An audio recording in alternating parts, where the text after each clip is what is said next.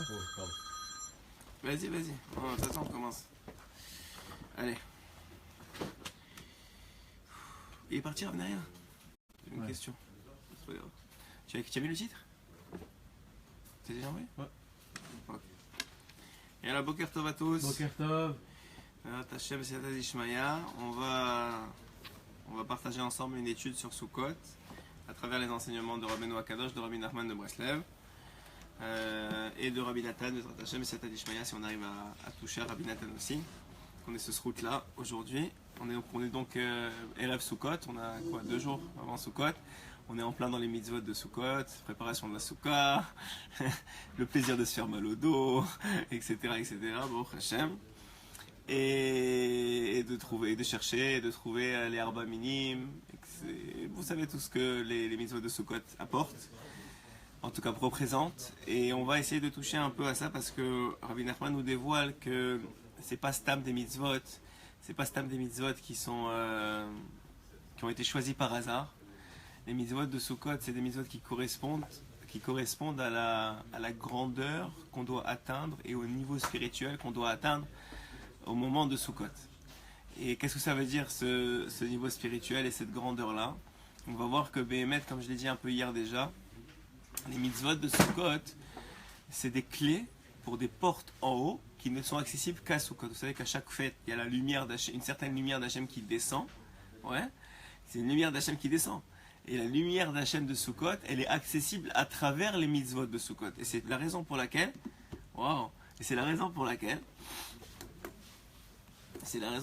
Béhémet, on se retrouve on réalise que Hachem il ne choisit pas stam des mitzvot parce qu'il veut nous enquiquiner ou quoi, au contraire. La mitzvah de la Soukha, elle représente quelque chose de très très grand. Et les mitzvot des arba minimes, tout ce qui est connecté à Sukkot, mais c'est surtout des clés pour des portes en haut de Zman Simchatenu. On sait que dans la Tfila on dit que Sukkot c'est Zman Simchatenu. C'est quoi Zman Simchatenu? C'est le temps de notre joie. On sait que pendant Sukkot, la Gemara nous dit qu'il y avait Simcha au temple, à l'époque du temple. Il y avait Simcha Bet HaShoeva. Et c'est quoi Simcha Bet HaShoeva? Donc c'était les libations d'eau qu'on faisait au temple. Et il y avait une joie énorme qui rentrait à l'intérieur des cœurs des hommes, qui assistaient à cette Simcha-là. Et la Gemara nous dit que celui qui n'a pas assisté à Simcha Bet HaShoeva, il n'a pas vu de joie, il ne sait pas c'est quoi la joie. Concrètement, c'est ça qu'elle dit la Gemara. Et pourquoi Stam à ce moment-là? Je comprends pas. Il y a d'autres moments où à Pessah, quand ils amenaient tous les corbanotes, etc., où les Béné Israël y montaient au temple. Pourquoi particulièrement à ce moment-là? Alors on va voir comment exactement pourquoi. Parce que Hachem, c'est un temps propice. Hachem, et à chaque période de l'année, il y a une façon de se comporter avec nous, avec laquelle il agit. Et pas seulement une façon de se comporter, mais aussi comme j'ai dit, des mitzvot et un comportement que nous, on doit avoir vis-à-vis de lui, qui nous a demandé d'avoir, qui est propice à ouvrir des portes dans le ciel. Et la porte de Sukkot, c'est Zman Simchatenu. C'est cette porte-là qui s'appelle le temps de la joie. Alors, on va voir, Bezrat Hashem et Siatat Ishmaïa, comment ça fonctionne. Premièrement, il faut comprendre que pour arriver à Sukkot, Hachem, il a mis en place une ma'ala. Une ma'ala, c'est-à-dire des étapes. Et quelles étapes il a mis? Il a mis Elul, Tishrei, avec Rosh Hashanah, avec les 10 jours de Tchouva, avec Baruch Hashem, Kippour, qu'on vient de passer, pour arriver à Sukkot. Et pourquoi est-ce qu'il fallait cette préparation-là à Sukkot? Et après ça, Baruch Hashem, on aura Simchat Torah et Shemini Atzeret. Mais pourquoi est-ce qu'on a besoin de cette préparation-là? Parce que simplement, Rabbeinu il nous explique, et j'en ai parlé déjà un peu hier, on va le reprendre le Hanyan aujourd'hui.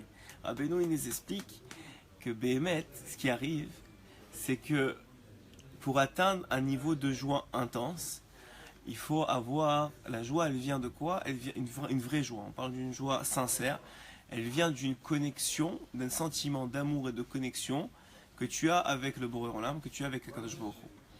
Et ce sentiment de connexion et d'amour que tu as avec Hachem, alors celui-là, il ne peut arriver qu'après les étapes que Hachem nous a demandé d'avoir. Ça veut dire quoi? Alors Rosh Hashanah, c'est l'étape où on dit à Hachem, tu es notre roi. Donc tu reconnais qu'il y a un roi dans le monde, ça s'appelle Rosh Hashanah. Ensuite de ça, il y a les 10 jours de Tchouva évidemment. Ensuite de ça, il y a Yom Kippour. C'est quoi Yom Kippour? C'est l'annulation du corps au profit de l'âme. C'est-à-dire quoi? Qu'on reconnaît qu'on a une âme. Le fait de savoir qu'un juif il a une âme, donc une partie divine en lui, c'est énorme. Et c'est une source de joie, mais c'est une source de connexion, puisque la connexion, on le sait, elle passe par l'âme. Et on a expliqué hier comment le corps il agit dans cette connexion-là, c'est-à-dire que le fait que l'âme prenne le pas sur le corps permet la connexion. Et une fois qu'on a réalisé qu'on est les fils d'Hachem, puisqu'on a une partie d'âme, alors à ce moment-là, on est capable de rentrer dans Sukkot. Et c'est quoi Sukkot? C'est Zman Simchatenu. Ça veut dire quoi Zman Simchatenu? Ça veut dire que Behemet, maintenant que tu sais qu'il y a un roi, et maintenant que tu sais que tu es le fils du roi, maintenant que tu es convaincu de ça et que tu as touché cette Nukuda-là, maintenant tu peux être heureux. Maintenant tu peux être connecté à Hachem. Maintenant, peut-être dans l'année, tu as oublié qu'il y avait un roi.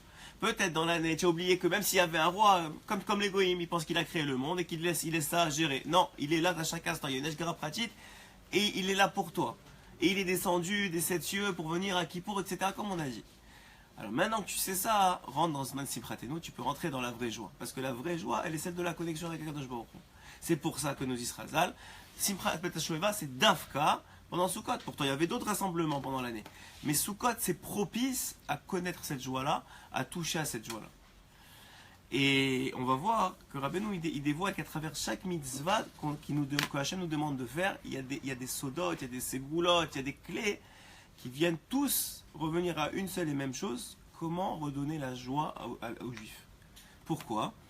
Parce que le but de toute la Hitlavut, de toute la Torah, la prière, etc., c'est de faire ça avec joie. C'est comme il nous a dit Hachem, si vous faites ça avec joie, si la Torah nous dit, pourquoi est-ce que le temple il a été détruit et il y a une patte colle qui est sortie? Parce que vous avez quitté ma Torah. Et Razal nous dit, mais ils n'ont pas quitté la Torah, ils faisaient encore la Torah. Ils ne faisaient pas la Torah avec joie. Ils n'avaient pas cette cet amour d'Hachem au moment de faire la Torah. Et cette correspondance, cette connexion, elle peut être retrouvée à Sukkot à travers les mitzvot de Sukkot. Évidemment, à travers les quelques jours qu'on a de préparation aux mitzvot de Sukkot. Regardez ce qu'il dit Rabbeinu. Aliyedé mitzvot Sukkot, zochin les shefa eloki. Et on va voir comment chaque chose qu'il va dire, c'est connecté à la joie. Vous allez voir que Behemet, non, c'est la place d'Abraham là-bas, il ne bouge pas. Aliyedé mitzvot Sukkot, zochin les shefa eloki. À travers la mitzvah de Sukkot, on accède à l'abondance divine. Chez vous, Bechinat Ruach HaKodesh, qui s'appelle le Ruach HaKodesh, qui s'appelle le Ruach HaKodesh, ça veut dire le souffle divin, le souffle de sainteté. Ça veut dire quoi? Haïnou chez Zochin et Asik Sechel Gadol. Ça veut dire que grâce à la mitzvah de Sukkah, tu peux avoir la chance d'avoir une connexion avec l'esprit divin, avec le Sechel Gadol, c'est-à-dire la compréhension divine. Chez Bechinat Mekifina Shel Moar, c'est quoi cette compréhension divine? Rabbeinu il explique qu'un homme, quel que soit son niveau, il y a un niveau supérieur qui l'attend. Et ce niveau supérieur, comment il s'habille? Il s'habille grâce à des compréhensions d'Hachem qui sont extérieures à lui. Ouais, c'est-à-dire elles sont contenues autour de sa tête, mais elles n'arrivent pas à rentrer dans sa tête parce qu'il n'a pas encore les kélim, il n'a pas encore les réceptacles pour pouvoir recevoir cette compréhension-là. Hein? Alors, à qui pour le fait de mettre comment on appelle ça, le talit sur soi-même, on avait dit que ça contient. Ça permet de ne pas les disperser. Mais Sukkot, tu as un cadeau à Sukkot, c'est que la Sukkot, comme c'est les Hanan et Kavod, donc c'est la présence divine. Donc nous disent Razal, tu es comme un Ubar, tu es comme un embryon dans le ventre de sa mère. Donc ça veut dire quoi? Ça veut dire que maintenant tu es dans l'esprit divin Kaviachol. Tu es dans le ventre de ta mère et ta maman c'est la Shrina. Donc la Shrina elle t'entoure.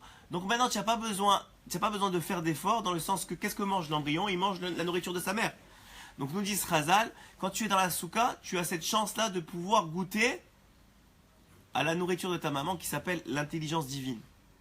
Et ça, c'est un sod extraordinaire. Et c'est pour ça qu'il est très très très très recommandé, d'avoir une soukha, de faire beaucoup beaucoup d'efforts pour avoir une soukha. En plus de ça, Rabbeinu il nous dit, il va le dire, je vais vous le dire, c'est Bechinat Eretz Israël. La terre d'Eretz Israël, c'est l'une des seules mitzvot qu'on fait avec tout notre corps. On rentre dans la terre d'Israël, ouais. Il y a 3 mitzvot en vérité qu'on fait avec tout notre corps. La soukha, qui s'appelle rentrer dans donc on a dit la shrina. On est entouré par la nekavot, on est entouré par Hachem. On rentre comme si on retournait dans le ventre de notre mère. Ensuite de ça, et on a ce sentiment-là extraordinaire pour n'importe qui, même celui qui est loin, qu'on voit, et surtout en Israël, quand on voit toutes les soukottes, etc., on a ce sentiment-là d'être comme des enfants. Et Béhémet, ce que j'ai dit hier, moi en tout cas, personnellement, la fête que je préférais quand j'étais enfant, c'était Soukot. Il y avait toujours plein d'invités, il y avait toujours une cibra, le soir, on a les guirlandes, il y a le truc de la petite chaise des Yahonavi. C'est une fête d'enfants, moi. Je sais que les enfants, ils attendent ça, non? Hein? Au Maroc, ouais, bon, frère, mais même ailleurs, c'est pas seulement au Maroc. On commence pas, on va dire, les Tunisiens, ils vont dire non, nous aussi, ou pas nous aussi. Ah ouais, en France, il pleut. Je sais pas, à l'époque, au Maroc, c'était Meyochad, vraiment. Et c'est aussi une sifra d'ava parce que tout le monde invite les autres, il y a des gens qui arrivent pas à la souka, toujours. Il y a le fait, même si tu l'avais juste pour le kiddush, au moins il fait la bracha et tout. Il y a comme ça, il y a un inyan comme ça, après Kippour, après toutes les mahalotes, de tomber dans Soukot. Mais ce qui est extraordinaire, comme on a dit, c'est que c'est une des 3 mitzvot qu'on fait avec tout le corps. Et donc, pourquoi on le fait avec tout le corps? Parce que tout notre corps est inclus dans la Shrina. Eretz Israël, c'est la même chose, c'est une Bechina de Shrina.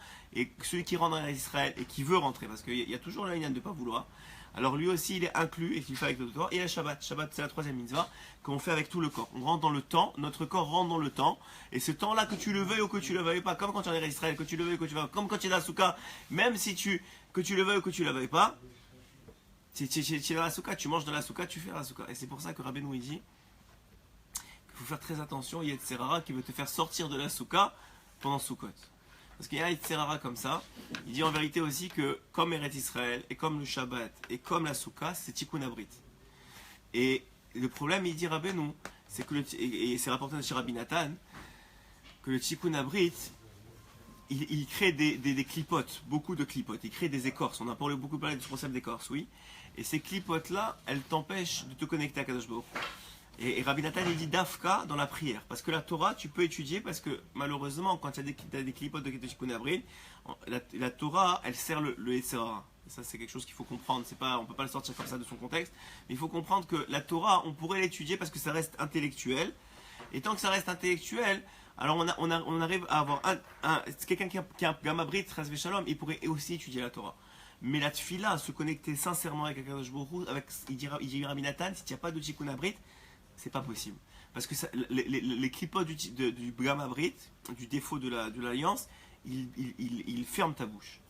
Et il dit justement, quand tu rentres dans la souka, tu as une connexion. Et c'est pour ça qu'il dit ici, allez des mitzvahs de souka, zochin et taharat alev. Grâce à la mitzvah de souka, on est zoché, on reçoit une purification du cœur. Va aller des zochin les forêts, sichato et tev lifnei Hashem itbarach. Et grâce à ça, on est capable de parler avec Kadosh Baruch Hu. C'est pour ça que moi je crois, et c'est vrai, le soir quand tout le monde dort, et vous êtes dans la souka, et tu es dans ton lit dans la souka, il fait beau, Hachem Israël, il fait beau, et tu ouvres ta bouche pour parler avec Hachem, et tu as les étoiles au-dessus de ta tête. C'est des moments uniques dans le monde. Et c'est Béhémet comme ça, en Israël en plus, peut-être en France ils n'ont pas cette chance-là malheureusement, même si bon, Hachem, il y en a qui font beaucoup d'efforts pour aller dans la souka communautaire, etc. Mais c'est sûr qu'ici, on est zoré d'avoir cette chance-là de pouvoir faire la souka n'importe où, on vit la fête ici. Au Hachem, on les voit dans la rue, etc.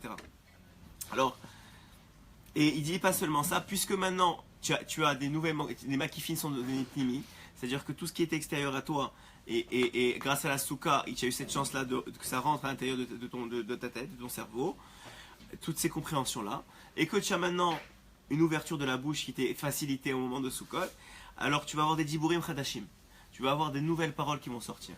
Comme je vous ai dit, le Inyan de Hitbodedut, ça c'est Ravarouche qui le rapporte. Le Inyan de Hitbodedut, c'est pas d'attendre que tu aies envie de parler pour parler. Parce qu'il dit, il rapporte Ravarouche au nom de Rabbi Nachman, que les Dibourim, ils t'attendent à l'endroit de la Hitbodedut.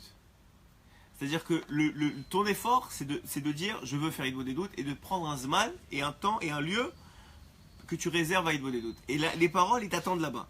Et encore plus, il dit ici, encore plus à travers la mitzvah de Soukha. Alors, et tout ça, c'est connecté avec la Simra. Pourquoi? Parce que Rabbeinu il dit, et Chazal de façon générale ils disent, En Simra et la Torah.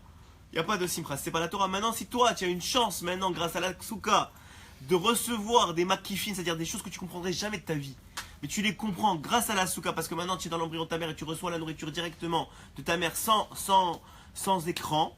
Alors maintenant tu comprends des choses de Torah, des soldats de Torah que tu n'aurais jamais compris.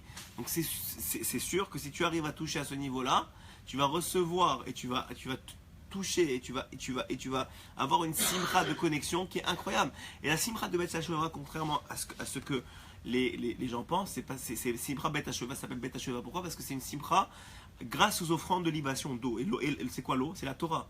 Donc en vérité, tu as une offrande de libation, tu as une offrande d'eau, tu as une connexion de Torah que tu ne peux pas avoir pendant aucun autre moment de l'année, pendant Sukkot. C'est une connexion de Torah, et pas n'importe quelle Torah, une Torah Matokutvash, le Zohar, la Torah du secret. La Torah que normalement les gens ils étudient pas. Mais tu as une envie comme ça pendant le Sukkot d'ouvrir des livres comme ça que tu n'as jamais ouvert, du Zohar, des choses que tu ouvrirais pas normalement ou que tu crois pas qui sont pas pour toi. Mais d'Afka pendant le Sukkot, tu vas avoir une éclavout comme ça, une connexion avec Hachem, ou du Likutei Moharan, Baruch Hachem.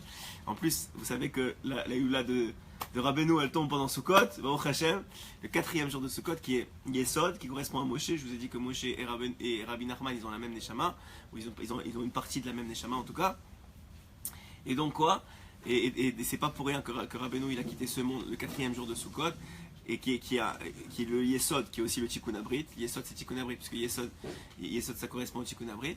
Et donc ça, tout ça c'est lié ensemble. Quoi, Yesod c'est Tikkun Abrit. Ouais, mais c'est le jour. Hein, c'est Yosef. Mais aussi avec Moshe, ça tombe. Yosef c'est Tikkun Abrit, tu as raison. Mais comme ça, il y a une athlavout le 4e jour, que Béhémet, tout peut se connecter ensemble. Et on va voir comment il le dit. Souka Segulat Labanim. Vous savez que. Moshe c'est Netzar. Hein? Moshe c'est Netzar et Yosef c'est Yesod, ouais. Mais même à travers le Netzar, tu vois qu'ils sont dans le. Bon, en tout cas, on va pas rentrer dans les détails, mais c'est dans le même lignée. C'est l'un qui amène l'autre. Je sais pas si tu vois dans le. Bon, on se comprend. Okay, ouais. Il les amène dans le même lignée. Souka Segulat. Alors, il faut. Je sais pas si vous avez vu, il faut que je parle de. Il y a un film qui s'appelle Ushpizin, ouais. Pour ceux qui voient encore des films. Pour ceux qui voient pas des films, ne regardez pas, mais ceux qui voient encore des films, c'est un film cachère d'abord, premièrement. C'est un film qui est basé sur des enseignements de Rabbeinu que je savais même pas que c'était. À l'époque, quand j'ai écouté des films, j'étais pas encore connecté à Rabbeinu, mais c'est un film extraordinaire. Ça donne une envie de faire Sukkot qui est inimaginable. Et je pense que vous pouvez le trouver un peu partout, même sur internet, il est maintenant. En hébreu principalement, et ça s'appelle Ushpizin. Pourquoi ils l'ont appelé comme ça? Parce qu'on reçoit des invités pendant la fête, ouais. Et tout le haïnian de ça, et pourquoi je dis ça? Parce que c'est ici il dit Rabbeinu que la souka c'est Segulat Labanim, c'est une Segula, une souka, c'est une Segula Labanim. Pourquoi? Parce que c'est une Segula Labanim, c'est-à-dire c'est une comment on dit Segula? C'est un moyen d'avoir des enfants. Et pas seulement ça, c'est le fait d'être joyeux dans la souka et de faire Arnasat Ochrim dans la souka. Et puisque de toute façon la souka, une fois que tu l'as construit, Baruch Hashem, tu as ce cadeau-là de recevoir les 7 invités tout automatiquement, puisqu'ils viennent chez toi, parce qu'il y a la souka. Donc déjà tu fais Arnasat Ochrim des 7 Ushpizin, Abraham, Yitzhak, Yaakov, Moshe, Aaron, David et Yosef. Donc ça veut dire que automatiquement tu fais déjà ça. Mais en plus c'est sûr que c'est une ségoula de recevoir énormément. Après je vous dis ça parce que dans ce film là il reçoit deux personnes qui sortent de prison, enfin qui sont enfuies de prison, toute l'histoire c'est et tout le Haïnian il est qu'ils n'ont pas d'enfants depuis 5 ans et qu'il reçoit des miracles. Et il les reçoit et maintenant ils font un effort surhumain pour les recevoir parce qu'ils se comportent comme des goujats sans nom, et tu les vois comment ils les servent, eux ils sont debout, les autres ils sont assis en train de manger le poids, un truc de fou, c'est-à-dire, Béhémet, tu vois quoi que, comme je vous ai dit à chaque fois, quand Hachem, il veut donner à un homme du Shefa Eloki, c'est-à-dire de donner à un homme une abondance divine, quelle qu'elle soit les enfants, soit la Parnassa, soit le Shalom, soit n'importe quoi, Hachem il veut donner ça, pour pas qu'il se soit atteint par des mécatrégim, par des accusateurs dans le ciel, une fois que ça a été donné, et qu'il n'y ait pas de nézek, qu'il n'y ait pas de défaut qui soit créé une fois que l'homme il a reçu ça, il est obligé d'avoir mérité un peu ça. Même si en vérité c'est un cadeau, c'est obligé d'être mérité. Et donc, comme il dit, c'est Segula Labanim, pour mériter des enfants de Sadikim, une des comment on dit ça? Une des façons la meilleure de faire, c'est de faire Messirut Nefesh, d'en recevoir les invités à Sukkot. C'est une Messirut Nefesh. Ça veut dire que ça, si tu reçois des amis, c'est bien. Mais si tu reçois la belle-mère, ou tu reçois des gens que Béhémet, ils ont pas, et que c'est pas des gens que tu es connecté avec eux, etc. Et que ça va pas t'amener plus de joie. Au contraire, c'est toi qui dois les rendre plus joyeux et tu fais un effort comme ça. Cette Messirut Nefesh, c'est Segula Labanim Béhémet. Ça, c'est la vraie Segula Labanim. C'est Messirut Nefesh, c'est-à-dire de donner de soi pour rendre heureux les gens dans ta souka. Pourquoi? Parce que Béhémet, tu admets comme ça que. C'est quoi le haïna de la souka? C'est de sortir de chez soi et de comprendre qu'on est dans ce monde que des invités. C'est ça le Haïnyan de la Souka. C'est Hachem, il te dit, regarde, comprends que tu es invité dans ce monde, que ça va durer ce que ça va durer, et après ça, ta vraie place, elle est dans le Olam Haba pour l'éternité. Ici, c'est que temporaire, ouais. Comme il disait, comme quelqu'un veut voir le Chavetz Chaim, c'est une histoire connue, le Chavetz Chaim, il l'a vu dans une petite hutte comme ça, à peine elle bougeait avec le vent, il lui a dit, et c'était quelqu'un de très riche, il lui a dit, Kvod Harav, vous me laisser s'il vous plaît, je vais vous faire une mitzvah, je vous achète un bel appartement, tout bien et tout ça. Il lui a dit, non, je veux pas. Il lui a dit, mais je vous achète, vous allez rien avoir, juste on vous prend d'ici, on vous amène là-bas. Il lui a dit, non, est-ce que tu as déjà vu, est-ce que toi, quand tu vas, toi tu es un businessman, il lui a dit, ouais, il lui a dit, ouais. Il lui a dit, dis-moi, toi, quand tu vas en business, dans les autres villes, est-ce qu'à chaque ville que tu vas, tu achètes un appartement et tu t'assois et tu t'installes? Il dit, non, je vais à l'hôtel. Dis-moi aussi, je suis ici en vacances, c'est-à-dire je suis ici pour un certain temps, temporaire, je suis à l'hôtel. Alors il est comme ça, ça me dérange pas. Ouais. Une autre histoire du Chavetz Chaim qui est très cachour à Sukkot, c'est le Haïnyan d'être Sameach. Vous savez qu'à chaque fête, il y a une mitzvah d'être Sameach sa femme. Ouais, c'est une grande mitzvah. Surtout parce que maintenant elle va faire beaucoup d'efforts pour recevoir les invités, elle va se préparer, etc. Donc il y a une grande mitzvah, c'est rapporté dans la Gemara, qu'il y a même un lien de s'endetter pour lui acheter un cadeau, Erev les fêtes, Erev Chagim, et en particulier dans Sukkot. Et pas seulement ça, mais il y a un lien très très important de faire très attention à être sa mère à sa femme pendant la fête. Et donc il y a une histoire comme ça sur le Chavetz Chaim, où il était en train de préparer la souka, et il s'est marié une deuxième fois à la fin de sa vie, il s'est remarié le Chavetz Chaim, et il était en train de préparer la souka, il a mis toujours au même endroit, à côté de l'arbre, à côté de sa maison, etc. Et sa femme, elle sort de la maison, et dit, ah, mais j'aime pas ici, c'est pas bien pour moi, je voudrais bien qu'il soit là-bas. Chavetz Chaim, maintenant, il avait presque 80 ans, 90 ans. Et il a rien dit, il a dit bien sûr ma femme, il a déplacé toute la souka qu'ils viennent de faire. Et à l'époque c'était pas une souka que tu mets tu les embriques comme ça et en 5 minutes c'est fait.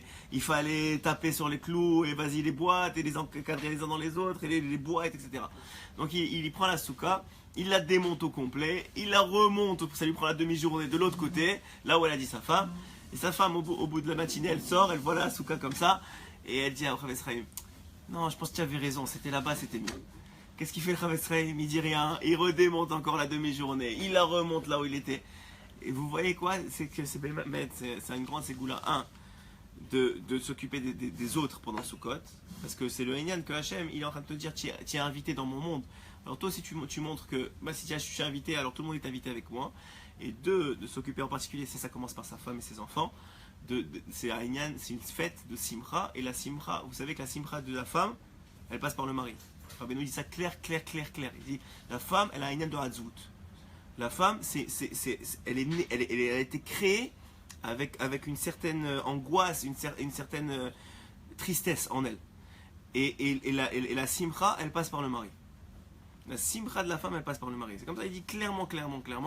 Et c'est pour ça que le mari, malheureusement, heureusement, parce que des fois, on est un peu affecté, mais on n'a pas le droit d'être à Tzouv quand sa femme, elle est là. Tu peux être à Tzouv avec tes copains, tout ce que tu veux, mais quand ta femme, elle est là, tu n'as pas le droit parce que elle, déjà qu'elle est ici, tu vas la finir à la hache. Alors, c'est pas le moment. Et en particulier à Sukkot, qu'elle fait tellement d'efforts pour recevoir, etc. Et que Béhémet, il y a une grande mitzvah pour elle de recevoir, de se préparer, de se casser la tête. Parce que c'est une ségoula pour beaucoup de choses. Un, pour toi, là, c'est une ségoula pour, comme je vous ai dit, recevoir des makifines, c'est-à-dire des choses qui sont extérieures à toi en Torah et de les intérioriser. Deux, c'est une ségoula pour elle d'avoir des enfants de sadikim. Donc ça prend beaucoup d'efforts de recevoir. Et comme je vous ai dit, en plus, à travers Messirot Nefesh, c'est pas stam recevoir des gens, c'est à travers le Messirot Nefesh de la réception, de recevoir, comme je vous ai dit, des gens avec qui c'est plus compliqué. Alors à ce moment-là, je vous ai donné l'exemple de la belle-mère parce qu'il est drôle, mais en vérité c'est pas vrai parce que n'importe qui, mais en particulier des gens qui n'ont pas de souka, etc., c'est toujours bien de recevoir pendant Sukkot. Alors il dit ici, et ça apporte aussi, comme je vous ai dit, la tfila avec Kohar, c'est-à-dire que vous êtes capable de parler avec Akadosh Baruch Hu, puisque maintenant vous êtes dans le ventre de votre mère. On a dit que c'est les Hanekavot, c'est comme un oubard qui retourne dans le ventre de sa mère. Donc maintenant tu as une connexion que tu ne peux pas avoir dans l'année, qui est vraiment très proche d'Hachem. On vient de sortir, évidemment tu l'avais pendant Rosh Hashanah à travers la Hira, tu l'avais aussi pendant Kippour à travers le fait que tu as jeûné, que tu étais connecté, etc. Mais il n'y a pas plus grande connexion qu'à travers la Simcha. Il n'y a pas plus grand. Et la connexion de la Simcha, elle passe à travers la joie de l'étude et de la compréhension de l'étude que tu n'aurais pas compris autrement, comme je vous ai dit. Il dit ici Il était chez Mekaimi Mitzvah Sukkot Karaoui, à travers le fait qu'on fait la Souka comme il faut. Tu peux t'engager, même dans des choses qui seraient probablement préjudiciables pour toi. Il donne l'exemple de quelqu'un qui, vous savez, ceux qui construisent des immeubles, en particulier en Eretz Israël. Il y a un ignat comme ça, qu'il y a des anges pas très bons qui s'attrapent à eux, parce qu'ils ont le droit, à cause qu'ils construisent des choses. Il dit une façon de se protéger de ça, c'est la mitzvah de Souka. La mitzvah de Souka, elle te protège des choses qui sont normalement préjudiciables pour l'homme. C'est une protection, c'est une sorte c'est une sorte de mezouza en 4 dimensions. C'est pas mal ça la Souka, c'est une sorte de mezouza. C'est pour ça que je vous ai dit qu'il y a un grand moyen de ne pas se faire avoir pendant Soukot par le comment on appelle ça, par le Yetzerara, de sortir de la Souka. On sait que c'est le Chofesh et que les enfants, et peut-être la femme elle veut sortir, etc. Et il faut réjouir sa femme et ses enfants, mais il faut essayer le maximum de rester dans la Souka et de les réjouir dans la Souka. À travers des sipurim, à travers des bons repas, à travers des jeux, mais rester dans la Souka, parce que cette accessibilité à Hachem et au makifim, comme je vous ai dit, aux choses qui sont extérieures à vous, qui rentrent maintenant à l'intérieur de vous, vous les récupérez à travers la Souka. Et comme je vous ai dit, ce qui vous fait sortir, nous dit Rabbeinu, de la Souka, et Rabbi Nathan il le rapporte, c'est le Gamabrit. Pourquoi tu n'es pas capable de rester dans la Souka, ou en tout cas de ne pas avoir cette envie de rester dans la Souka, c'est le Gamabrit. Donc Dafka, il faut s'attacher, même si tu n'as pas envie, de rester le plus possible dans la Souka. Et c'est d'ailleurs une des raisons pour laquelle la Gemara, lorsqu'elle rapporte que à la fin des temps, les Goïms sont venus voir Hachem et ils leur ont dit mais nous aussi on veut la Torah, nous aussi on l'aurait fait. Qu'est-ce qu'ils leur donnent? La mitzvah de Souka, ouais. Et qu'est-ce qu'ils font? Il y a un Shemesh qui sort comme ça. C'est comme la Gemara elle dit que Hachem il a enlevé l'écorce du soleil, et le soleil vient, il tape très très très fort, et qui faisait tellement chaud que les Goïms ils pouvaient pas rester, c'était impossible, c'était honnête. Et quand ils sortent, ils tapent dans la Souka et ils s'en vont, ouais. Et la compréhension normale de la Gemara, de Pshat, c'est de dire que Hachem il leur dit, vous voyez, et il leur dit mais on était honnête, il faisait trop chaud. Et là-bas Hachem leur répond quoi? Il leur répond oui, mais le problème c'est pas que vous êtes sortis. Même mes enfants quand il pleut malheureusement ils sortent, mais ils sont tristes, ouais. Mais vous avez tapé dans la Souka. Et Rabbeinu il dit quoi? Pourquoi ils ont tapé dans la Souka? À cause de Gamabrit, à cause du défaut de l'alliance. C'est le défaut de l'alliance qui fait que tu veux pas rester connecté à Hachem. Et donc ça, et ce dégoût-là que tu as, en vérité c'est un dégoût de toi-même, mais qui s'habille à travers ta connexion avec Hachem. Et il dit, allez, nirnesim bas souka, regardez comment c'est beau. À travers le fait qu'on rentre dans la souka, na'asim be'atzmam bechinat Torah. On devient de nous-mêmes des Sefer Torah. Pourquoi? Parce que comme je vous ai dit, normalement, dans tout le reste de l'année, pour recevoir de la Torah, il faut être matpid, il faut étudier, il faut essayer de comprendre, il faut se casser la tête. Et la souka, elle t'enlève ça. Hachem, il te dit, viens dans ma souka, puisque tu es chez moi, hein, tous les livres sont ouverts. Viens et lis et étudie. C'est pour ça c'est une très très très grande sécoula d'étudier des sodotes de Torah pendant Soukot dans la souka. Ça veut dire que maintenant, Hacher, votre avruta du matin, elle est dans la souka. Hein? Hacher égale, je vous vois tous les deux, la avruta du matin, c'est dans la souka. C'est là-bas où on va avoir les réceptions de BMS, c'est comme ça qu'il dira Benoît. Allez, des mitzvot netilat lulav. Alors maintenant on a parlé de la souka. Évidemment, il n'y a pas que la souka. Il y a les loulav, il y a les quatre espèces, merci. Les 4 espèces, et en particulier le hétrog. Ouais, le hétrog, c'est la prunelle des yeux. Vous savez, cette histoire très très connue. D'ailleurs, il y a une histoire, et dans Ushpizin aussi, il y a cet épisode-là. Il y a une histoire très connue où il y avait un chassid qui était très très pauvre. Et il n'avait pas de quoi acheter son hétrog de l'année. Donc il espérait, il a prié à Hachem, il a fait de beaux des doutes, il a essayé et tout ça. Et bon, il arrive Erev Chag, il n'a pas de hétrog.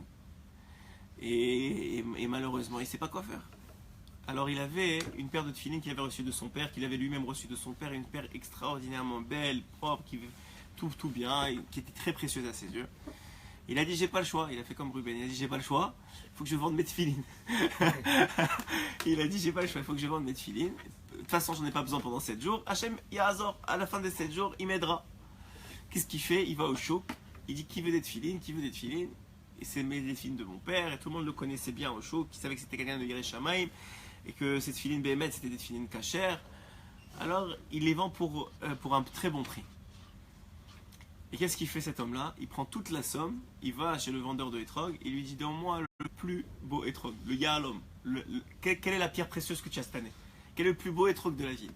Il lui sort comme ça, dans un cachet comme ça, dans une boîte à hétrog, d'une beauté que seulement les gens qui comprennent c'est quoi un hétrog, ils peuvent ressentir la joie de cette beauté-là.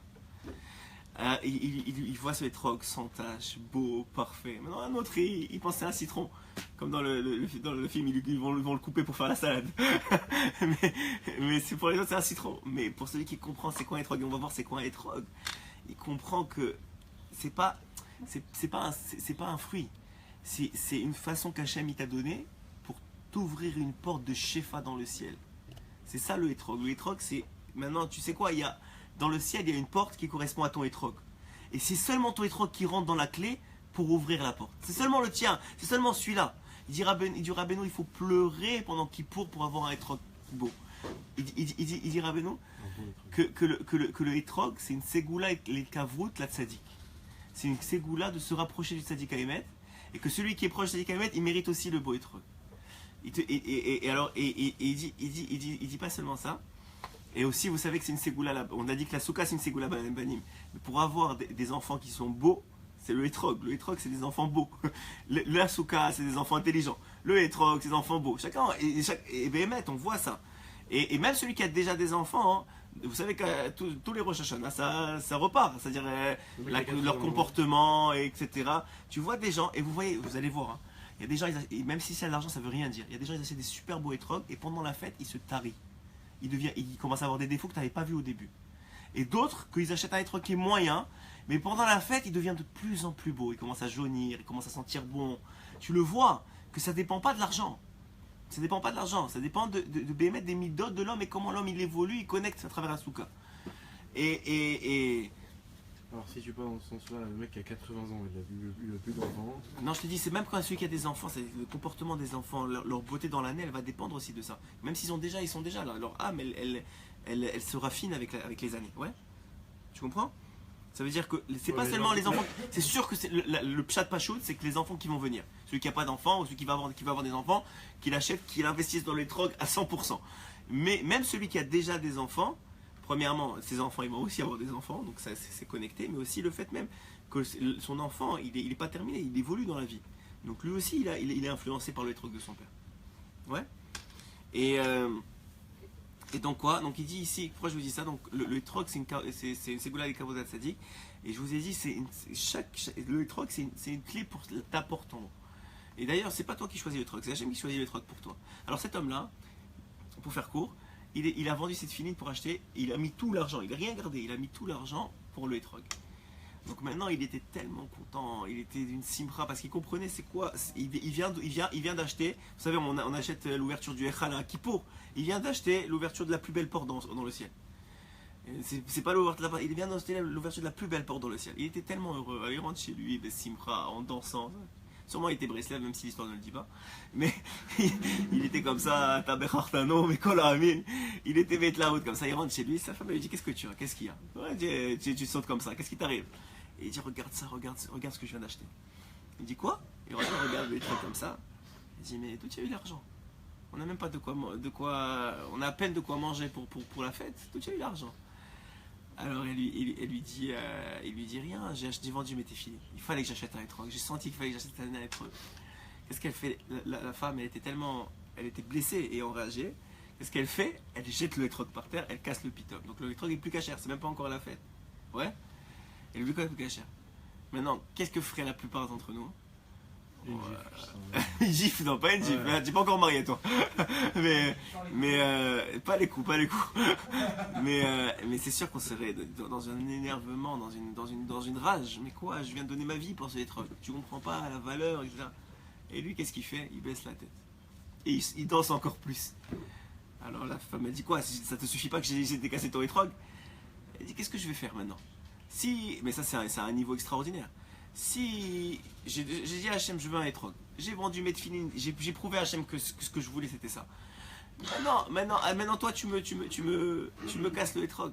Alors qu'est-ce que je vais faire? Je vais perdre en plus ma mitzvah, je vais faire un aberrat minatora de me mettre en colère parce que tu m'as cassé le hétrog. Au contraire, Comme il dit là-bas, si vous voyez, c'est incroyable. Moi, je vois à travers Ushpizin, ce film-là, comment les enseignements de Rabbeinu ils sont incroyables.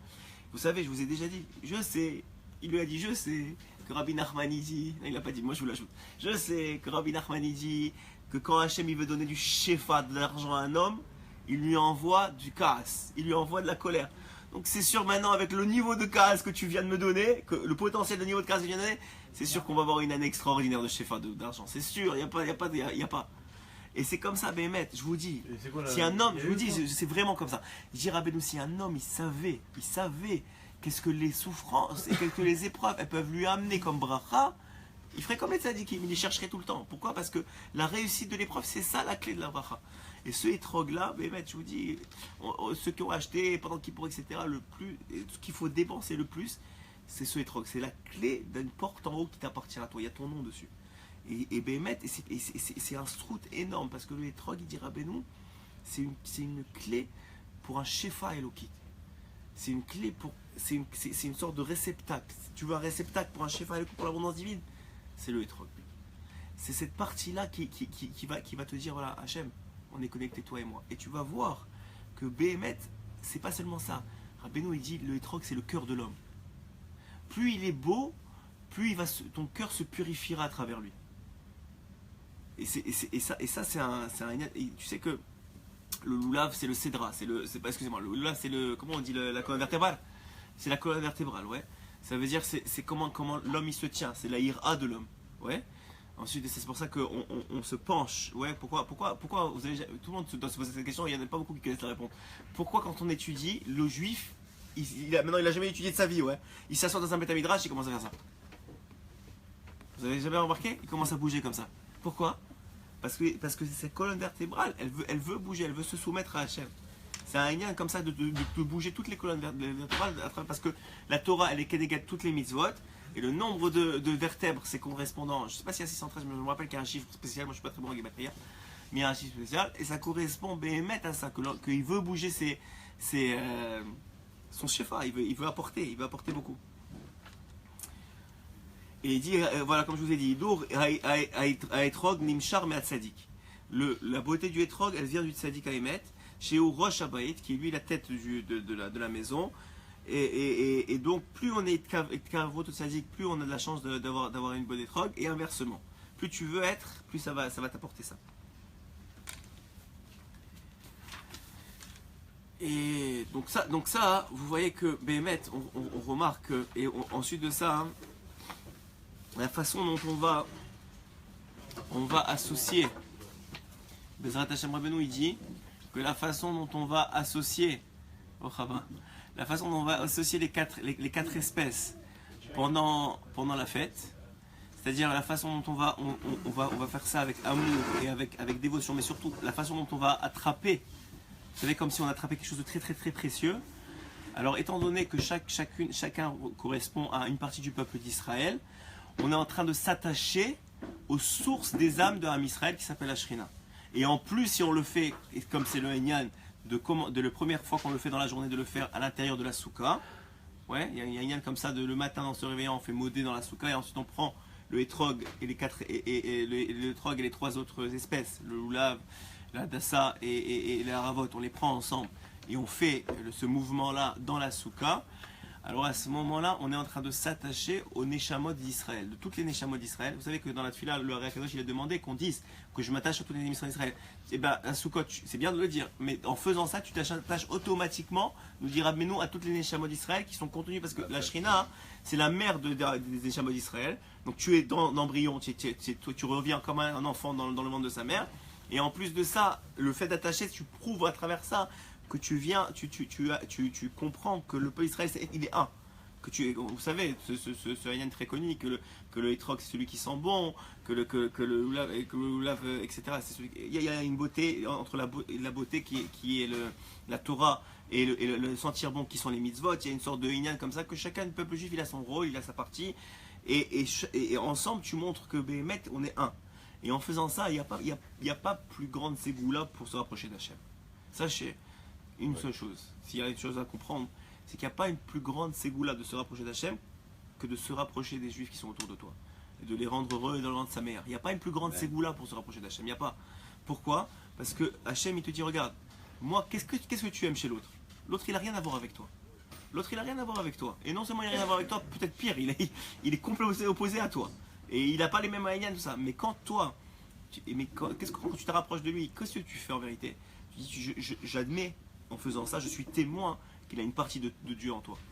C'est ça que tu fais quand tu aimes un autre juif. Lui, le gars, la plupart du temps, et lui, ça va, il est très très fort, il te fait voir juste les choses qui sont différentes de toi. Et Dafka, ceux qui t'énervent ou qui sont pas bien. Et quand toi, tu fais Messirot Nefesh, encore une fois, le Inyan de Sukkot, c'est un Inyan de Messirot Nefesh. Quand tu fais Messirot Nefesh, c'est-à-dire que tu prends sur toi et tu travailles sur toi pour dire non, cet homme-là, il est juif, donc il a une partie d'Hachem en lui. Qu'est-ce que tu fais? Tu reconnais la présence d'Hachem en lui. Et quand tu reconnais la présence d'Hachem en lui, qu'est-ce que tu fais? Tu dis, ok, cet homme-là, Béhémet, il y a Hachem dans le monde. Et en faisant ça, tu viens de t'approcher d'Hachem d'une façon qui est les malaminateva. Tu viens de monter d'un niveau parce que Hachem, tu peux t'approcher à travers l'arbre, comme dit Rabbeinu. Rabbeinu il dit comment tu fais pour t'approcher d'Hachem? Tu vois les éléments qu'il a mis autour de toi. C'est tout, il y a tout Hachem dedans, ouais. Tu vois les éléments qu'il a mis autour de toi et à travers ça, tu es capable de te connecter. Mais quand tu fais ça à travers le juif, ça tu viens d'exploser les mondes. Et en plus dans la soukha, qui est la matrice du monde. Les Ananekavot, je vous ai dit, c'est la matrice du monde, c'est la Shrina qui est la matrice du monde. Tu viens, Béhémet, de toucher à un point culminant de Sukkot. C'est ça, Sukkot. C'est ça, la Simcha. Il y avait deux choses pourquoi on était Sameach à Sukkot. Et à Simcha Betachoué. Un, on a dit, parce que l'eau, c'est la Torah. Donc, Hachem, il te donne un cadeau de Torah à Sukkot. Si tu veux, sache que tu n'as pas besoin de te matmi, tu n'as pas besoin de te peiner dans la Torah pour recevoir des compréhensions à Sukkot. Ça, c'est le premier Inyan. Deux, c'est que Sukkot, c'est un Inyan de hardout. Tout le monde se rassemblait, tout le monde dansait ensemble. C'est un Inyan d'union entre les Juifs. Et maintenant, tu viens de faire exactement les deux clés de la Simcha. On va parler de la Simcha. C'est quoi les deux clés de la Simcha? C'est la connexion avec Hachem et la connexion avec les autres. Est-ce que quelqu'un qui a des marloquettes avec tout le monde, il est sa mère? C'est impossible qu'il soit sa mère. C'est impossible qu'il soit sa mère. Le shalom, c'est la Simcha. Si tu es en shalom avec tout le monde, t'aime bien, et tu es bien, et tout le monde est content, etc. de te voir, toi tu es content de voir les autres, c'est ça la Simcha. Si ta femme elle t'applaudit quand tu rentres, c'est comme un roi. Mais si elle arrive avec le étrog, avec le jeter à la tête, ça marche pas. C'est-à-dire, même si c'est Sukkot, etc., il n'y a pas. Et ça passe par une chose, c'est un Messirot Nefesh de notre part. Je vous ai dit parce que la source de la joie de la maison, c'est l'homme. C'est clair, Rabbeinu nous dit ça clairement. Donc c'est un Messirot Nefesh de notre part, de se forcer à amener la Simcha et quels que soient les événements, de ne pas rentrer en colère, de faire très attention d'amener de la Simcha et de réjouir sa femme, parce que la source de la Simcha des enfants, c'est aussi la femme. Ouais, c'est parce que Rabbeinu il dit que le Nefesh de l'homme, c'est la femme. Ça veut dire, vous savez qu'on a plusieurs parties dans la Neshama. La plus basse, c'est le Nefesh. Ouais. Le Nefesh de l'homme, c'est la femme. Ok, ça veut dire que dans le ciel, il y a ton Nefesh, ouais, et ça correspond à la femme. Maintenant, ça correspond, il dit Rabbeinu dans l'écouté moral, ça correspond à un arbre, et les branches de l'arbre, c'est tes enfants. C'est-à-dire, ils viennent de ta femme. C'est-à-dire qu'en vérité, le Shefa Eloki que tu peux transmettre à tes enfants, c'est 99,9%, il va passer par la femme, pas par toi. Il passe par la femme, c'est-à-dire même si toi tu t'investis dans tes enfants, etc., si ta femme elle n'a pas une relation de chinour avec tes enfants, et si elle n'a pas une relation de donner de l'amour à tes enfants, même si toi tu en donnes beaucoup, c'est beaucoup moins efficace. Par contre, si tu donnes beaucoup d'amour à ta femme et que cet amour-là, ou de Torah à ta femme, et que cette Torah-là, elle passe par ta femme pour entrer par tes enfants, là c'est le vrai moyen de faire les choses. C'est pour ça qu'en vérité, l'homme il n'a pas tellement besoin d'être là. Il a besoin d'être là pour sa femme. Et quand sa femme, elle reçoit de lui, elle est capable de retransmettre. Et donc, il dit ici, donc ça c'est la source de la joie. Et ça, comment on arrive à ça? Alors, tout le Hanyan, il est que pendant Sukkot, il faut mettre beaucoup de joie. Et je vous ai dit que pendant Sukkot, il faut essayer de ne pas quitter la Soukha. Donc comment on fait pour être joyeux et de ne pas quitter la Soukha? Alors il dit, ah ben non, allez des Rikoudim, tu mets de la musique dans la Soukha, tu demandes aux voisins d'être un peu gentil cette semaine-là et de pas trop s'énerver avec toi. Il dit allez des Rikoudim, tu te sautes. Mais tu sautes, tu prends tes enfants, tu mets de la musique et tu sautes dans la Soukha. Même si on prend pour un fou, c'est pas grave. Et taper des mains. Tu viens, tu chantes, tu tapes des mains. Béhémet, tu es dans une itla-avout que tu comprends que Hachem il est là. Hachem il t'entoure. C'est une mezouza en 4 dimensions la Soukha. C'est une maison à dimension qui vient, tu t'entoures, il te prend dans ses bras, il te dit viens, ça y est, maintenant tu es avec moi, il n'y a pas, oublie tout le reste. Soukot, il n'y a pas. C'est un grand idéal de ne pas travailler pendant les problèmes avec Soukot. Vous savez que la halakha, elle dit que celui qui n'est pas sûr qu'il va perdre de l'argent pendant Soukot, c'est-à-dire perdre, pas gagner, il va à manque à gagner, il perd de l'argent. Le gars, il a son entrepôt qui brûle, ok? Mais sinon, tu ne devrais pas travailler pendant Soukot. Si tu es capable de prendre des vacances, hein? Prends la moitié de Soukot, bien sûr, Soukot c'est évident, mais prends la moitié de Soukot entre les deux fêtes de Soukot. Parce que si tu es capable de prendre des vacances dans un autre moment de l'année, va d'ailleurs que tu es capable de prendre des vacances pendant ces moments-là. Bah, après, jamais, vous savez que c'est pas évident aujourd'hui. Nous on parle comme ça, mais il y a des gens qui sont pris dans le travail, ils ont des obligations, etc. Il ne faut pas être béatzout, mais le plus que tu peux donner à la souka, le mieux c'est manger tous les repas. Les Chabad, ils sont très makpid sur ça, ils boivent même pas en dehors, etc. Pourquoi? Parce que tous les makifim maintenant, tu vas recevoir des makifim, des compréhensions de Torah. Et tout ça, ça passe aussi par la nourriture, ça passe par les chants, ça passe par les battements, ça passe par le fait que tu reçois de la joie. Tout ce que tu fais dans la souka, ça va te rentrer des makifim. Des makifim, c'est des compréhensions extérieures à toi, que tu n'as pas, que ton keli n'est pas capable de recevoir normalement. Tu as un keli, on va dire, qui est j'ai pas de verre aujourd'hui, mais tu as un verre qui est comme ça. Tu peux remplir seulement sur le montant du verre, ouais. Maintenant, non merci, ça va. Maintenant, Rabbeinu il te dit, grâce à la souka, ton verre il grandit. Hachem il te fait grandir le verre et tu peux recevoir des compréhensions de Torah que jamais tu aurais compris. C'est pour ça qu'il y a un grand Aïnan, je vous ai dit, d'étudier dans la souka. C'est bien beau tout ça, mais ça fait 10 ans qu'on fait la souka, mais on comprend toujours rien. C'est vrai? Non, c'est pas vrai. D'abord, premièrement, tu viens plus au shiur. Deuxièmement, tu as commencé à étudier Rabbeinu. Donc, c'est pas vrai ce que tu dis. D'accord, mais. C'est pas vrai. C'est pas vrai ce que tu dis. Ne dis pas des bêtises.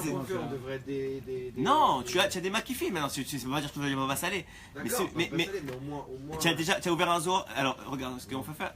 Ouvre un Zohar cette année dans la souka. Et regarde ce que ça fait. Ouvre un Zohar en hébreu, même si tu veux. Ou même un Zohar. Regarde ce qu'il met un Zohar. Ouvre un Zohar. Non, c'est ça que je dis. Mais c'est ça qu'il faut. C'est ça le Inyan. C'est qu'il faut combattre cet esprit-là à Soukot. À Soukot, ça ne dépend pas de toi. La Torah que tu vas comprendre, elle ne dépend pas de toi. C'est un cadeau d'Hachem. Hachem, il te dit. C'est ça qu'il dit Rabbeinu. Rabbeinu Mefourash, il dit. La Souka, c'est la Shrina. Et la Shrina, c'est la mère des âmes Israël. Et la maman, tu manges, quand tu es dans le ventre de ta mère, tu manges sans avoir à faire d'efforts. Il dit la même chose. La Torah que tu vas recevoir à Soukot, c'est sans effort. Et il faut croire ça. C'est pas des mots dans ça, c'est sûr. Mais toi, d'abord, je t'ai vu évoluer dans les dernières années. C'est pas vrai ce que tu dis. Ah, c'est le moment où tu peux prendre. Tu m'as connu la semaine dernière. Non, ben voilà, depuis la semaine dernière. Hein. Exactement. Tu peux dépasser ton potentiel. Merci. Tu peux dépasser ton potentiel. Et ça, c'est Dafka à travers la joie. Pourquoi? Parce qu'il dit Tsarir litrachek. Et la joie, comme je vous ai dit, elle passe à travers des choses simples. Tu tapes des mains, tu sautes, tu mets de la musique, tu chantes. C'est ça. C'est même des choses très simples que tout le monde est capable de faire. Mais on a cette gêne qui n'est pas une bonne gêne. Une gêne de genre, soi-disant, écoute, les gens ils vont croire quoi. Alors qu'au contraire, c'est le moment de faire ça. Si tu l'as dans ta maison privée, tant mieux. Mais même si tu es dans une souka, même dans la rue, etc., c'est le moment, tout le monde fait ça. Tout le monde tape des mains, tout le monde chante, c'est le moment de ça. Il dit que. C'est exactement, on a commencé à dire comme ça. Il faut s'éloigner énormément, il dit Rabbeinu, énormément. C'est rare qu'il dit meod. Il dit beaucoup, il faut s'éloigner de la hazvut, de la tristesse. Qui a clipote, parce que tout ce qui t'empêche de te connecter à Hachem, toutes les clipotes, c'est-à-dire les écorces qui font que tu n'as pas cette connexion-là, elles viennent de la tristesse. Et plus la tristesse elle grandit, plus tu es en exil, puisque tu n'es pas connecté à Hachem. Et la présence divine, qui est normalement la joie d'Israël, elle n'est pas là. Pourquoi? Parce que la présence divine, et ça c'est un chidouche, que Chazal ils disent, la présence divine elle ne dépend pas d'Hachem. La présence divine, elle ne dépend pas d'Hachem. Elle dépend du juif. La présence divine, elle ne dépend pas d'Hachem. Hachem, il est aussi là à Soukot, qu'il est à Kippour, qu'il est le 13 Av, qu'il est tout, il n'y a pas. Mais seulement, elle dépend du juif. Alors maintenant, Hachem, il te donne des clés pour ouvrir des portes de connexion. Ça s'appelle les mitzvot. Et ça, à Soukot, on en a des puissantes comme vous n'avez jamais vu. Mais elle dépend du juif. C'est-à-dire, le gars, il peut faire les 4 rabbins minimum, il peut faire la Souka comme il a dit. Et il n'est pas bien, il est énervé, et c'est normal parce qu'il y a un grand Yetzerara de ne pas être joyeux à Soukot, parce que maintenant tu vas recevoir des choses extraordinaires. Donc c'est normal que Yetzerara. Et si lui il te dit, c'est ça la différence. Je vous l'ai expliqué hier, mais il y en a qui n'étaient pas là, je vais vous le réexpliquer.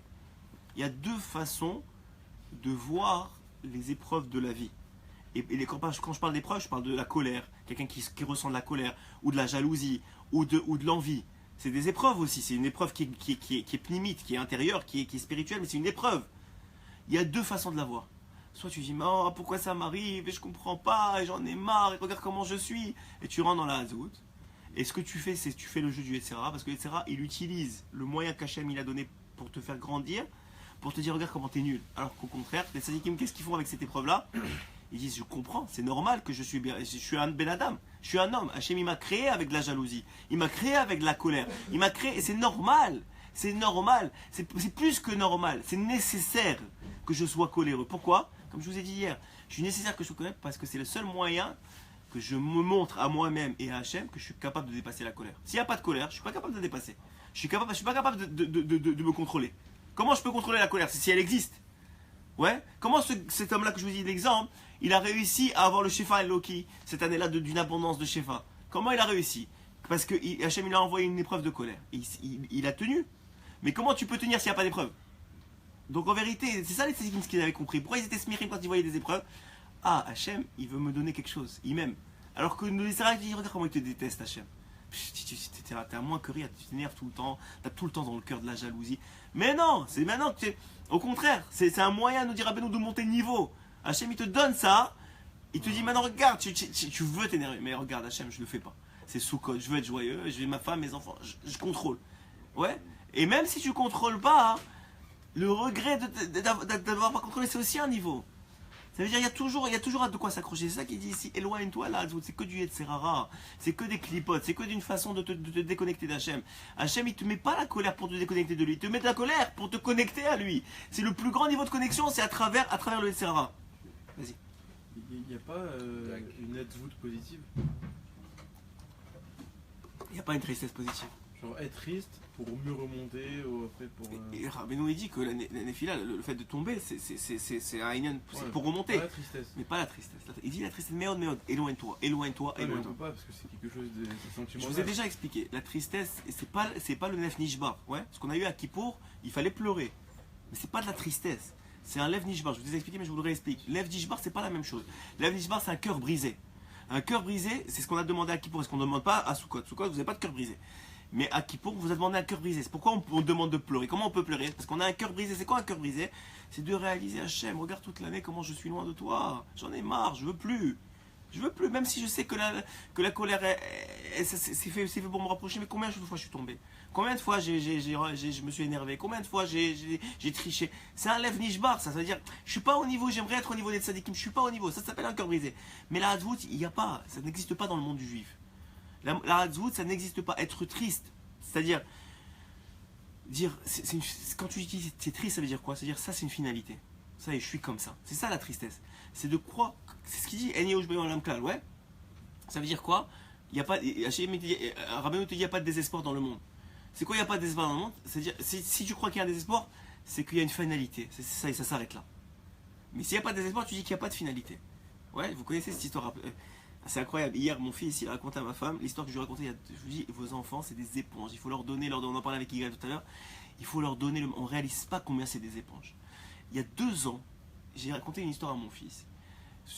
Une histoire que j'ai lue dans un livre où c'est écrit dans quelles conditions Rabbeinu il a dévoilé cet enseignement-là. En Yehush Baolam Klal, il n'y a pas de Yehush dans le monde, il n'y a pas de désespoir dans le monde. Et on va finir dans cette histoire parce qu'il est déjà tard, mais je vais vous dire ça. Et mon fils, il a dit à ma femme, il a dit, est-ce que tu sais pourquoi est-ce qu'il y a écrit, et Rabbeinu il a dit En Yehush Baolam Klal, il lui a raconté l'histoire. Moi je ne me rappelais même pas que j'avais raconté ça, et je ne me rappelais même pas que c'était ça l'histoire. Alors je vous raconte l'histoire, on va finir avec ça. Et bien c'est ça qu'il faut tenir à Soukot. L'histoire elle est comme ça. Rabbeinu il rapporte, il y avait un homme qui était extrêmement pauvre. Et à l'époque, il y en avait beaucoup. Il y avait un extrêmement pauvre, il n'avait même pas de quoi manger, il n'avait rien. Il a prié à Hachem, il a dit Hachem, j'en peux plus, je t'en supplie, donne-moi une parnassa, j'en peux plus. Mais il avait toujours la émouna, mais il tombait dans la tristesse. Dans ses hiboux de doute, il disait Hachem, je sais que tu veux pas que je sois triste, mais je suis triste. Je ne peux pas faire autrement, je suis triste. Qu'est-ce qui se passe? Il travaillait dans un champ, et un jour, Hachem il lui fait trouver un diamant. Mais d'une beauté, vous avez jamais vu un diamant pareil. Il va voir le bijoutier de l'époque, et il dit regarde ce que j'ai trouvé, combien tu penses que ça vaut? Il lui a dit j'ai jamais vu un diamant comme ça, Ici, tu peux pas vendre un diamant comme ça parce que personne n'a les moyens de te l'acheter et personne ne se connaît sa vraie valeur. Il faut que tu ailles à Londres, tu prends le bateau, tu ailles en Angleterre. Là-bas, mon frère, il a émigré et lui aussi, il est bijoutier, il va s'occuper de toi, il va te faire rencontrer les gros et c'est sûr que tu vas le vendre je peux même pas te dire le prix tellement tu vas avoir de l'argent. Il était d'une simra tellement grande. Il lui dit, mais j'ai même pas de quoi payer le billet pour monter dans le bateau. J'ai rien à part ce diamant. Il lui dit, écoute-moi bien, tu arrives là-bas, tu vas voir le capitaine, tu lui dis, écoute-moi, regarde ce que j'ai dans la poche. Une fois que je le vends, je te donne un bon montant. Avec, laisse-moi monter. Il lui dit, ok, si tu dis, je vais faire comme ça, il fait comme ça. Et Mina Shamaïm, il est arrivé au port, premier bateau en partance pour Londres. Il arrive, il demande c'est où, il se présente, il va voir le capitaine, il lui dit, est-ce que vous avez encore des places? Il lui dit, oui, j'ai encore des places. Il lui dit, combien ça coûte? Il lui dit le prix. Il dit, écoutez, je vais vous dire franchement, moi, j'ai pas de... C'est-à-dire, est-ce que je peux vous payer une fois qu'on arrive? Parce que maintenant, bon, je peux pas vous expliquer exactement, mais est-ce que je pouvais... Il lui dit, mais comment je suis sûr alors, que tu es quelqu'un de valeur? Alors, il lui montre le diamant. Il dit, ah ok, très bien, il comprend. Il l'installe dans la plus belle suite du bateau. Il dit, ce gars-là, c'est un Richard. Je vais gagner beaucoup, beaucoup d'argent avec lui. Incroyable, ouais. Et donc, qu'est-ce qui se passe? Donc, ce juif-là, il rentre dans le bateau avec plein de monde, pas seulement des juifs.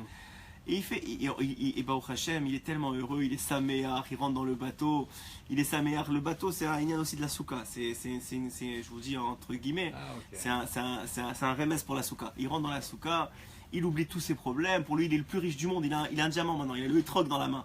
Il a un diamant dans la main. Ouais.